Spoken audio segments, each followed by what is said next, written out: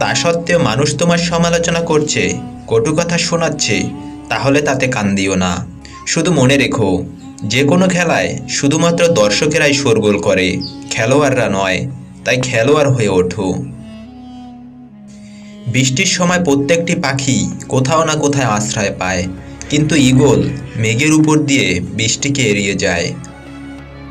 মনে রাখবে, স্বপ্ন বাস্তবায়ন না হওয়া পর্যন্ত তোমাকে স্বপ্ন দেখতে হবে।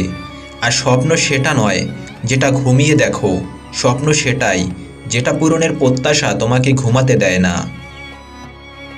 কেউ মূল্য দিক আর না দিক, তুমি সৎ কাজ করে যাও, কারণ এর প্রতিদান মানুষ তোমাকে দেবে না, দেবেন ঈশ্বর। এক কথায় সেটাকেই সাফল্য বলা হয় যখন তোমার স্বাক্ষর অটোগ্রাফে পরিণত হবে। সম্মান পেতে হলে সম্মান দিতে হয়, সম্মান না দিয়ে সম্মান আশা করাটা সত্যিই বোকামি।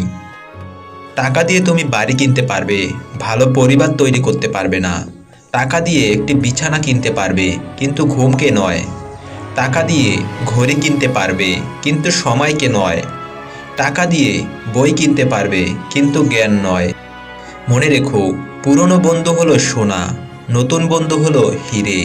তাই বলে নতুন বন্ধু পেয়ে পুরনো বন্ধুকে ভুলে যেও না।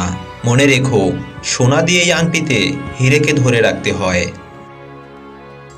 একটি বই 100টি বন্ধুর সমান, কিন্তু একজন ভালো বন্ধু পুরো একটি লাইব্রেরির সমান।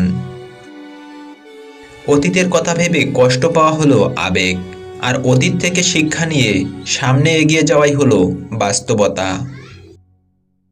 যে ভুল স্বীকার করে সে কোনোদিন ছোট হয় না, তার সম্মান আরও বেড়ে যায়। ব্যর্থতা রোগের সবথেকে ভালো ওষুধ হলো আত্মবিশ্বাস, কঠিন পরিশ্রম। এটা থেকে তোমাকে একজন সফল মানুষ গড়ে তুলতে সাহায্য করবে। একটা কথা পরিষ্কার, সৃষ্টিকর্তা তাদেরই সহায় থাকেন যারা কঠোর পরিশ্রম করেন। কাউকে যদি ভালোবাসতে হয় তাহলে হৃদয় থেকে ভালোবাসুন। নিজের স্বার্থের জন্য তার সাথে ভালোবাসার অভিনয় করবেন না। আপনার অভিনয় হয়তো একটি মানুষের জীবনটাই এলোমেলো করে দেবে।